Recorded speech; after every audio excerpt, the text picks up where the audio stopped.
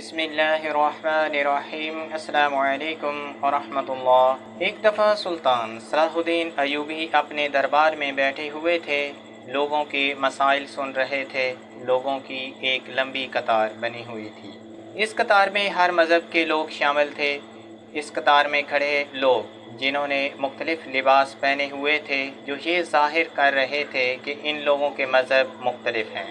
اس قطار میں ایک بوڑھا شخص کھڑا تھا جس کے کپڑے خاکی رنگ کے تھے اور اس کے سر پر ایک کالی رنگ کی پگڑی تھی۔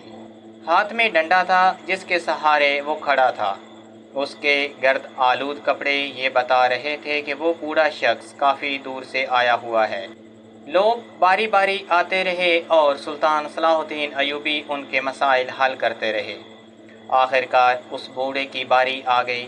سلطان صلاح الدین ایوبی نے پوچھا کہ بابا جی آپ بتائیں کیسے آنا ہوا، آپ کا کیا مسئلہ ہے؟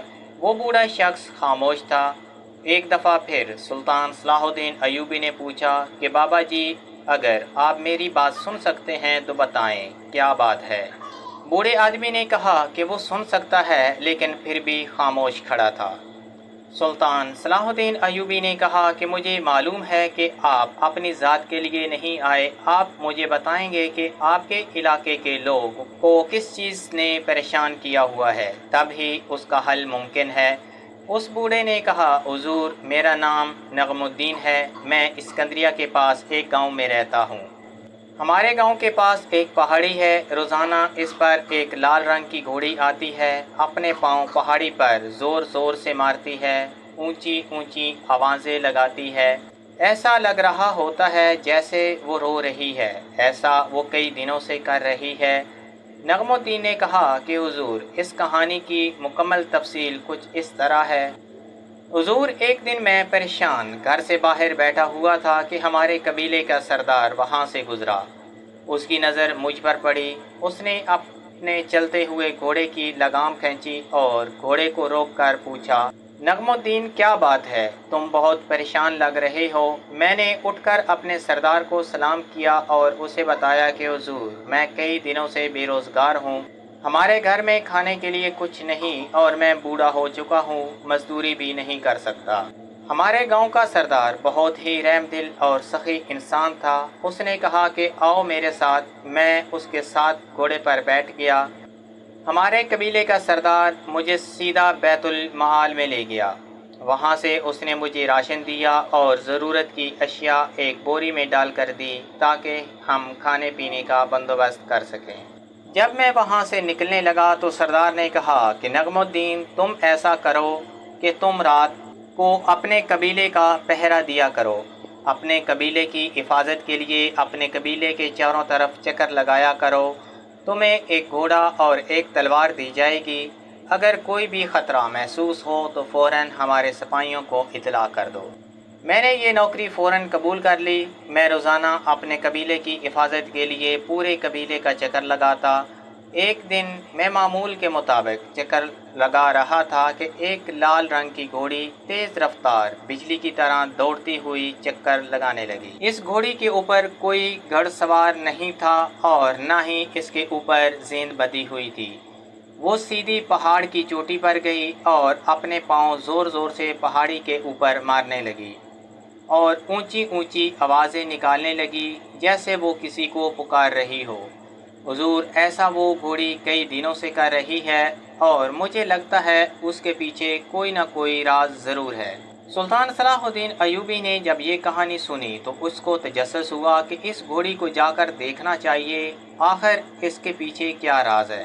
اگلے دن سلطان صلاح الدین ایوبی علی بن سفیان اور اپنے کچھ قریبی سپاہیوں کے ساتھ اس قبیلے کی طرف روانہ ہوئے۔ جس دن وہ لوگ وہاں پر پہنچے تو اس دن گھوڑی وہاں سے جا چکی تھی۔ اس رات کو سلطان صلاح الدین ایوبی نے اس قبیلے کے سردار کے پاس علام کیا اور اگلے دن وہ گھوڑی معمول کے مطابق پھر پہاڑی کی چوٹی پر بجلی کی طرح تیز رفتار سے چڑھنا شروع ہو گئی۔ سلطان صلاح الدین ایوبی جو پہلے ہی اس گھوڑی کا پیچھا کرنے کے لیے تیار کھڑے تھے، انہوں نے اس گھوڑی کا پیچھا کرنا شروع کر دیا۔